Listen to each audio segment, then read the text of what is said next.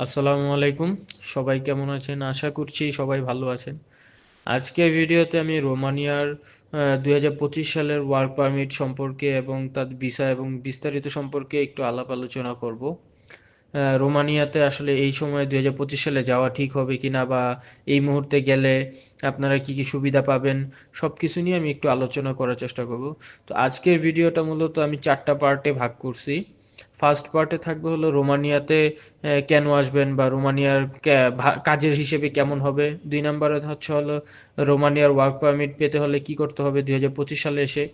3 নম্বর পার্টে হচ্ছে রোমানিয়া ভিসার জন্য কি কি কাগজপত্র লাগতে পারে। আর 4 নম্বরে হচ্ছে হলো ভিসা পাওয়ার ক্ষেত্রে আপনি কি কি সতর্কতা অবলম্বন করতে হবে এবং কিভাবে করলে আপনি সহজেই ভিসাটা পেয়ে যাবেন। সো সময় ব্যয় না করে আমি মূল ভিডিওতে এন্ট্রি নেই। সর্বপ্রথম হচ্ছিল রোমানিয়া কিন্তু এখন একটা সেনজেন দেশ হয়ে গেছে। রোমানিয়ার এখন আহ, কাজের কর্মীর চাহিদা খুব বেশি। ইউরোপে অনেক দেশের চাকরির সুযোগ কম, কিন্তু রোমানিয়ায় এখনও শ্রমিকের চাহিদা অনেক বেশি, কারণ রোমানিয়া এখনও ডেভেলপ হচ্ছে। অনেক বেশি পরিমাণে ওনাদের শ্রমিক প্রয়োজন, বিশেষ করে হচ্ছে হলো কনস্ট্রাকশন সেক্টরে ফ্যাক্টরি ওয়ার্কার হিসেবে। বিশাল হিউজ পরিমাণে এখানে ভ্যাকেন্সি আছে। সো 2025 সালে তারা প্রায় 3 লক্ষ নতুন কর্মী নেবে, এরকম একটা অথেন্টিক একটা নিউজ বের হয়েছে। 2025 সালে তাদের 3 লক্ষ কর্মী নেওয়ার কথা হচ্ছে। আর তৃতীয়ত হচ্ছে হলো দক্ষ অদক্ষ দুই ধরনের কর্মী, দুই ধরনের কাজের সুযোগ আছে। যারা দক্ষ অবশ্যই তারা বেশি সুযোগ সুবিধা পাবেন। অদক্ষদের জন্য স্যালারিটা কম হতে পারে এবং একটু সমস্যার মধ্যে পড়তে পারেন, কিন্তু দুইজনেই দুই দক্ষ এবং অদক্ষ দুই ধরনের কাজের সুযোগই থাকবে ওখানে। তবে আমি সাজেস্ট করব যে কোনো একটা কাজ দেশ থেকে শিখে সেই ওয়ার্ক পারমিট নিয়ে কাজ করার জন্য সেই কাজের উপরে একটা ওয়ার্ক পারমিট বের করার চেষ্টা করবেন। এটা আপনার জন্য ভালো হবে এবং প্রচুর পরিমাণে আর্নিং করতে পারবেন। তারপর আমি যদি পার্ট 2-তে যাই, সেখানে হচ্ছিল রোমানিয়া ওয়ার্ক পারমিটে 2025 সালে কিছু নতুন নিয়ম বের করছে। তা সেই নতুন নিয়মগুলোর মধ্যে হচ্ছে হলো ওয়ার্ক পারমিট পেতে আপনাকে প্রকৃতপক্ষে সময়টা লাগে হলো 30 থেকে 45 দিন লাগে। এখন বেশিও হতে পারে, আর বেশি হওয়ার পিছনে কারণটা হচ্ছে হলো অনলাইন সাবমিশন করতে হয়।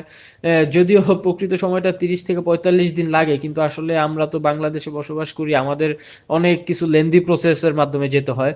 ফার্স্ট অফ অল আইজিআই বের করতে হয়, অনলাইনে সাবমিশন করতে হয়, তারপরে গিয়ে সেই কাগজপত্রগুলো রেডি করে তারপরে হচ্ছে হলো এজেন্সিগুলো সাবমিট করে। যেহেতু আপনার একজনেরটাই সাবমিট করছে না, তারা একসাথে অনেকগুলো ফাইল একত্রিত করে তারপরে সাবমিট করতেছে, তারপর ওয়ার্ক পারমিট বের হইতেছে, যার কারণে আমাদের দেশে সময় লাগতেছে হইলো 6 মাসের মতো লেগে যায় অলমোস্ট। কিন্তু আসলে এখানে 45 দিন থেকে সর্বোচ্চ 2 মাসই লাগতে পারে একটা ওয়ার্ক পারমিট বের হইতে। কিন্তু আমাদের দেশের যে লেন্দি প্রসেস সিস্টেম, আমাদের সিস্টেমের জন্য আমাদের কমপক্ষে 6 মাস সময় লাগতেছে এই মুহূর্তে। তারপর হচ্ছে হলো বেতন। বেতন কেমন হতে পারে? কাজের ধরন অনুযায়ী বেতন এখন 600 ইউরো থেকে 2500 ইউরো পর্যন্ত হতে পারে, যদি আপনি যেমন কাজ করবেন তারপরে। দেখেন আমাদের দেশে কিন্তু ওই যারা কঠিন কাজ করে তাদের বেতন আরও কম থাকে। যারা আপনি যদি দেখেন যে একজন অফিসিয়াল যে জব করে তার বেতন হইতে পারে আমাদের দেশে 50,000 টাকা, কিন্তু একজন কনস্ট্রাকশন ওয়ার্কারের বেতন 50,000 হয় না, তার বেতন আরও কম হয়। কিন্তু ইউরোপের অন্যান্য দেশগুলোতে কাজের কর্মের মূল্য দিতে জানে, তাদের ব্যাপারে হয় কি, যে কঠিন কাজ করে তার বেতনটা আরও বেশি হয় কাজের ধরন অনুযায়ী। সো আপনাদের যদি ওই জায়গাতে যে কেউ কনস্ট্রাকশন ওয়ার্কার হিসেবে চাকরি করেন, সেক্ষেত্রে কিন্তু আপনাদের বেতনটা অনেক ভালো বাড়তে পারে। সো সর্বনিম্ন বেতন 600 ইউরো থেকে আপনি 600 ইউরো সর্বনিম্ন ইনকাম করতে পারবেন, সর্বোচ্চ আপনি 2500 পর্যন্ত, 2500 ইউরো পর্যন্ত ইনকাম করতে পারবেন। তারপর হচ্ছে হলো নতুন কিছু শর্ত বাধ্যতামূলক হতে পারে। এখনো এটা বাধ্যতামূলক হয়তো হয়নি, তবে খুব শীঘ্রই আশা করি এরকম কিছু একটা হয়ে যাবে ওয়ার্ক পারমিট পাওয়ার ক্ষেত্রে। যে ভাষা জানা বাধ্যতামূলক, রোমানিয়ান ভাষা জানা বাধ্যতামূলক ওরা। তবে একটা বিষয় হচ্ছিল রোমানিয়ানরা কিন্তু যেই রোমান ভাষা ইউজ করে, তারা কিন্তু ইংলিশটা থেকে তাদের নিজস্ব ভাষার কথা বলতে বেশি পছন্দ করে। সো তাদের, আপনি যদি একটা দেশে যান, যদি আপনি সেই দেশের ভাষা সম্পর্কে আপনি অবগত থাকেন, আপনি যদি সেই ভাষা পারেন, সেই ক্ষেত্রে অবশ্যই আপনি একটা বাড়তি অ্যাডভান্টেজ পাবেন। সো সবাই চেষ্টা করবেন যে যাওয়ার আগে যখনই আপনি রোমানিয়ার জন্য ফাইল সাবমিট করবেন, তখনই চেষ্টা করবেন যে ইউটিউব থেকে বিভিন্ন মাধ্যম থেকে ছোট ছোট ছোট ছোট করে কিছু ভাষা শিখে নেওয়ার জন্য, যাতে করে আপনি সেখানে গেলে আপনার জন্য সার্ভাইভ করার জন্য ইজি হয়ে যায়, মানুষজন যাতে আপনার সবার সাথে যাতে কমিউনিকেশন আপনি করতে পারেন, যার কারণে আপনার কাজগুলো আরও সহজ হয়ে যাবে। সো এরকম একটা নিয়মও কিন্তু হতে পারে, অদূর ভবিষ্যতে এরকম হওয়ার সম্ভাবনা আছে যে রোমানিয়ান ভাষা শিখলে বাধ্যতামূলক করে দেওয়া হতে পারে। সো সবাই এই জিনিসগুলো, ছোট ছোট জিনিসগুলো একটু জেনে নেবেন। আর বিশেষ সতর্কতা হচ্ছিল, রোমানিয়া সরকার কিন্তু ভিসা জালিয়াতি বন্ধ করতে কঠোর হয়েছে। সো যার কারণে কিন্তু এখন বাঙালিরা অনেক ভিসা কমও পাচ্ছে। আপনারা যদি দেখেন বা এখন আগে যেই পরিমাণে ভিসা হইতো, যদি আমি 2022-23 ওই সময়গুলোর কথা বলি, ওই সময়গুলোতে ভিসা পুরো রোমানিয়াতেই পুরো এখন ওয়ার্ক পারমিট বের হইতে যেখানে 6 মাস লাগতেছে, তখন মানুষ ওই রোমানিয়া যাওয়া পর্যন্তই টোটাল সময় ছিল 6 মাস। আপনি অ্যাপ্লাই করবেন, এর মধ্যে রোমানিয়াতে যাইবেন, 1 মাসের ইনকামও পাঠিয়ে দিবেন, 6 মাসের মধ্যে ফুললি হয়ে যেত। কিন্তু এখন কিন্তু জিনিসটা নাই, এখন অনেকটা লেন্দি প্রসেস হয়ে গেছে। কারণ হচ্ছে এখন সব কিছু একটা কঠোর তত্ত্বাবধানের মধ্যে দিয়ে যাচ্ছে, একটা তারা সব যাচাই বাছাই করতেছে। সো সেক্ষেত্রে কিন্তু ভিসা জালিয়াতির ব্যাপারটা নিয়ে তারা সরকার খুব কঠোর হয়ে গেছে, যেহেতু তারা এখন সেনজেনে ঢুকে গেছে। আর সেনজেনে ঢুকার ক্ষেত্রে কিন্তু তাদেরকে এরকম একটা ক্রাইটেরিয়া দেওয়া হয়েছিল যে তাদের দেশের অবৈধ ইমিগ্রেশন, যারা গেম দিয়ে অন্যান্য দেশগুলোতে চলে যাচ্ছে, তাদেরকে কন্ট্রোল করতে পারা। এইসব জিনিসগুলোর উপরেই কিন্তু তারা জোর দেওয়ার কারণে তাদেরকে ওই সেনজেনে ঢুকার জন্য অনুমোদন দেওয়া হয়েছে। তো এখন আমি যদি 3 নম্বর পার্ট নিয়ে কথা বলি, রোমানিয়া ভিসা পাওয়ার জন্য আপনার কি কি লাগবে। যখন আপনি এম্বাসিতে ইন্টারভিউ ফেস করবেন, তখন অবশ্যই আপনাকে কিছু কাজগুলো, কিছু ডকুমেন্ট, কাজের জন্য কিছু ডকুমেন্টস আছে এম্বাসি ফেস করার জন্য, সেগুলো আপনার মাস্ট বি আপনার সাথে রাখতে হবে। ফার্স্ট অফ অল হলো আপনার কোম্পানির অফার লেটার। আপনার কোম্পানি থেকে সর্বপ্রথম আপনাকে একটা অফার লেটার পাঠায়, তারপরে তার ভিত্তিতে ওয়ার্ক পারমিট অনুমোদিত হয়। তো সর্বপ্রথম যখন আপনি এম্বাসি ফেস করতে যাবেন, সো আপনার ওই অফার লেটারটা লাগবে, তারপর ওয়ার্ক পারমিটটা লাগবে, আপনার যে ওয়ার্ক পারমিটটা বের হবে সেই ওয়ার্ক পারমিটের কপি। তারপর হলো পুলিশ ক্লিয়ারেন্স। আপনাকে অবশ্যই, আপনি যে অপরাধমুক্ত, দেশ থেকে কোনো আপনি ফৌজদারি অপরাধ করে যাননি, এবং আপনার বিরুদ্ধে কোনো মামলা এবং অন্যান্য কোনো ধরনের অপরাধের প্রমাণ আপনার বিরুদ্ধে নেই, তা প্রমাণ করার জন্য আপনাকে একটা পুলিশ ক্লিয়ারেন্স দিতে হবে। আর আরেকটা ব্যাপার হচ্ছে, পুলিশ ক্লিয়ারেন্সটা আপনারা সবসময় চেষ্টা করবেন যে একটু আপডেট পুলিশ ক্লিয়ারেন্সটা নিয়ে এম্বাসি ফেস করার জন্য। তারপর হলো মেডিকেল রিপোর্ট, স্বাস্থ্য পরীক্ষার কাগজ। এটা হয়তো এখন লাগে না, অনেক সময় হয় যে আপনি যখন ওই ইয়েতে যাবেন, তো রোমানিয়াতে যাবেন, তখন হয়তো আপনার মেডিকেল স্বাস্থ্য পরীক্ষা হতে পারে। সো এই জিনিসগুলো তো আপনারা ঠিক থাকবেন, আপনার যে রিক্রুটিং এজেন্সি আছে তাদের সাথে কথা বলে নেবেন। তারা যদি বলে যে স্বাস্থ্য পরীক্ষার কাগজ লাগবে, যেমন আপনি যদি দেখেন মালয়েশিয়া, দুবাই, সৌদি আরবিয়া, তো বিভিন্ন দেশগুলোতে যাওয়ার সময় মেডিকেল রিপোর্টের প্রয়োজন হয়।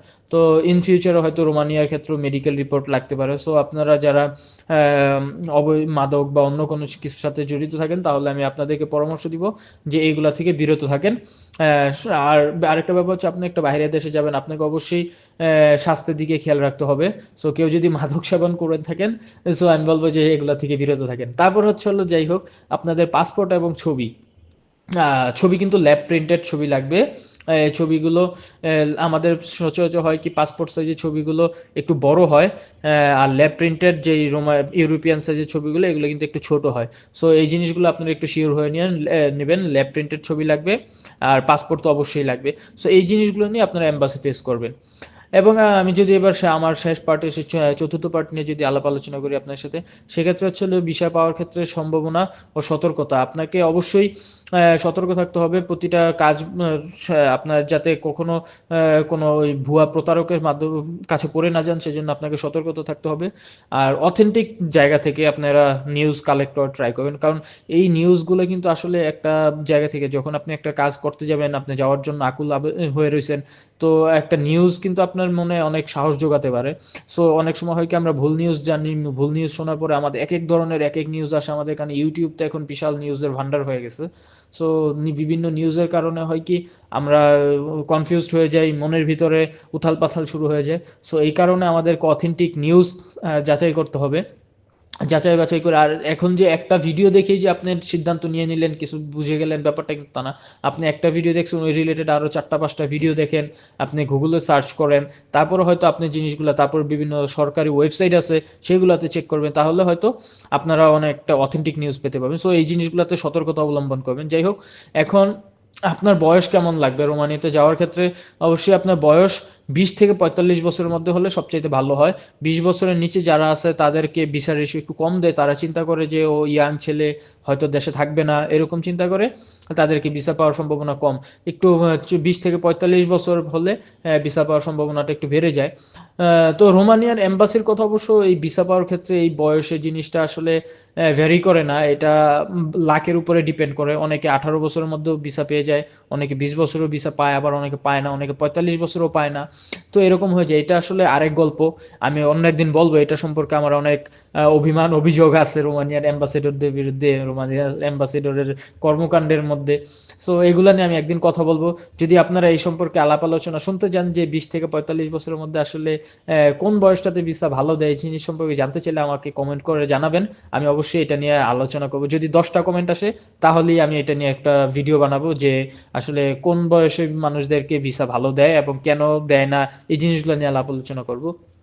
তারপর হচ্ছে হলো এজেন্সির প্রতারণা থেকে সাবধান থাকতে হবে। ভাই এই জিনিসটা আসলে আপনি দেখেন, এত কষ্ট করে টাকা ইনকাম করতেছেন, তারপরে আপনি সেই টাকা দিয়ে দেশের বাইরে যাওয়ার জন্য ইয়ে করতেছেন। অনেকের হয় কি, নিজের মায়ের গহনা বিক্রি, বাবার জায়গা সম্পত্তি বিক্রি করে তারা এজেন্সিগুলোকে টাকাগুলা দেয়, কিন্তু আমাদের দেশের মানুষজনের মধ্যে আসলে ওই মানসিকতা, তারপরে হচ্ছে হলো ওই মানবিকতা নাই, যার কারণে হয় কি তারা অনেক সময় ভুয়াভাবে তাদেরকে একটা কাগজপত্র দেখাতে বলে যে অনলাইন করছি, এটা করছি, সেটা করছি, তোমার যে ইয়ে করে তাদের কাছ থেকে টাকা কেটে রাখা দেয়, 1 লাখ 1.5 লাখ টাকা এরকম করে কেটে রেখে দেয় যদি ভিসা না হয়। আবার যাওয়ার ক্ষেত্রে যে জায়গায় আসলে অনেকের কাছ থেকে, এখন তো আবার সেনজেন হয়ে গেছে, 10 লাখ 12 লাখের নিচে কথাই নেই।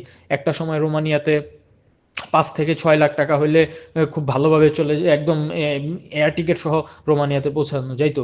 কিন্তু এখন আর ওই জিনিসটা নাই। এখন 10 থেকে 12 লক্ষ টাকাও অনেকের কাছ থেকে চার্জ করে। 8 লক্ষ টাকাও কয়েকদিন আগেতেও ইয়ে করছিল, কিন্তু এখন আর ওই ইয়েটা হয়তো অনেকে করে না, আবার অনেকে করে। আসলে এত টাকার তো প্রয়োজন হয় না। যাই হোক, তারপর ওইসব নিয়ে আলোচনা না করে, অনেক এজেন্সি এসে আমাকে হয়তো বকা দিতে পারে যে তুমি কেন সত্যি কথা বলো। যাই হোক, আমরা আসলে এই জিনিসগুলো বেশি ইয়ে না করি সবাই, তবে সতর্ক থাকতে হবে। ভুয়া এজেন্সির মধ্যেও হাত দেওয়া যাবে না। আগে জেনে নেবেন যে আসলে কোনো এজেন্টের মাধ্যমে করবেন না, দালাল যারা তাদের মাধ্যমে করবেন না। চেষ্টা করবেন যে ভালো যারা, যাদের সাকসেস রেট আছে তাদের মাধ্যমে আপনি দেওয়ার চেষ্টা করবেন, ভালো একটা এজেন্সির মাধ্যমে, সরাসরি এজেন্সির মাধ্যমে যোগাযোগ করবেন। একটু খোঁজ নেবেন, আপনারা যারা আছেন খোঁজ নেওয়ার ট্রাই করবেন। তাহলে আপনারা একটু ভালো প্রতারণার হাত থেকে হয়তো রক্ষা পেতে পারেন। হয়তো যে জায়গায় আপনার 2 লক্ষ 2.5 লক্ষ টাকা লস হওয়ার যদি ভিসা না হয়, তাহলে 2-2.5 লক্ষ টাকা লস হবে। সেই জায়গায় দেখা গেছে যে এর 2 ভাগের 1 ভাগও হয়তো হলো না। সো যতটুকু আপনার ক্ষতির ঝুঁকির পরিমাণ কম নেওয়া যায় আর কি। সো এজেন্ট থেকে, দালাল থেকে দূরে থাকুন, ভালো এজেন্সি সন্ধান করুন, প্রতারক এজেন্সি থেকে সাবধান। তারপর হচ্ছে হলো সরকারি ওয়েবসাইট চেক করুন বা রেজিস্টার্ড এজেন্সির মাধ্যমে আবেদন করুন, যেটা আমি বললাম। সরকারি ওয়েবসাইট চেক করবেন, বিভিন্ন মিডিয়া, নিউজ মিডিয়াগুলো চেক করবেন, ইউটিউব, গুগল, বিভিন্ন মাধ্যমে এখন অথেন্টিক। এখন তো আর ওই যতটা এখন আসলে প্রযুক্তি এতটা উন্নত হয়েছে, আমরা সব কিছু এখন অনলাইনে পাওয়া যায়। আমাদের অনলাইনে সত্যি নিউজের পাশাপাশি যেভাবে ফেক নিউজে কিন্তু খুব বিস্তর হারে এখন ছড়ায় যায়। সো আমরা ফেক নিউজটা যেমন ছড়ায় যায়, ঠিক একইভাবে আমরা সত্য নিউজগুলোও চাইলে খুঁজে বের করতে পারি। আর আপনার কিন্তু এই দক্ষতাটা থাকা উচিত যে কোনটা সত্যি কোনটা মিথ্যা, এটা যাচাইকরণের দক্ষতা আপনার ভিতরে থাকা উচিত। যাতে করে হয় কি, আপনি যখনই কোনো দক্ষতা, এই জিনিসটা যদি না থাকে, আপনি যেহেতু রোমানিয়াতে যাবেন, ইউরোপের একটা কান্ট্রিতে যাবেন, আপনার তাদের সাথে যখনই যা কিছু হইতে পারে, আপনি দেশের বাইরে সম্পূর্ণ আলাদা একটা পরিবেশ, আলাদা ভাষা। সো ওদের সাথে আপনার যদি আপনার ওই স্কিলটা যদি না থাকে, কমিউনিকেশন স্কিল, যাচাই বাছাইয়ের স্কিল, এটা থাকলে হবে কি, আপনি ওই দেশে যে নিজের একটা ভালো অবস্থান তৈরি করতে পারবেন, বিপদ আপদ থেকে নিজেকে হেফাজত রাখতে পারবেন, ঠিক রাখতে পারবেন। সো আজকে আপনাদের জন্য এতটুকুই পরামর্শ এবং আলাপ আলোচনা ছিল। যদি আপনাদের এই ভিডিওটা ভালো লাগে, আপনারা আমাকে আমার ভিডিওতে লাইক করবেন আর আমার চ্যানেলটাতে সাবস্ক্রাইব করবেন। আর এই টাইপের যদি আরও ভিডিও পাইতে চান, আমাকে কমেন্ট করে কাইন্ডলি জানাবেন, যে আমি অবশ্যই আপনাদের এইসব জিনিস নিয়ে আলোচনা করব। আর আমি আপনাদেরকে নিরুৎসাহিত করতে চাই না, আমি চাই আপনারা সবাইকে উৎসাহিত করতে, সবাই সবার পরিবারকে সাপোর্ট করুক। সো আজকের জন্য এতটুকুই থাকবে। আর ভিডিওটা কিন্তু লাইক করতে ভুলবেন না, সাবস্ক্রাইব কিন্তু অবশ্যই করবেন। দেখা হচ্ছে পরের কোনো ভিডিওতে। আর কমেন্ট করে জানিয়ে দেন আপনাদের নেক্সট কোন টপিকের উপর ভিডিও প্রয়োজন। আসসালামু আলাইকুম, সবাই ভালো থাকবেন।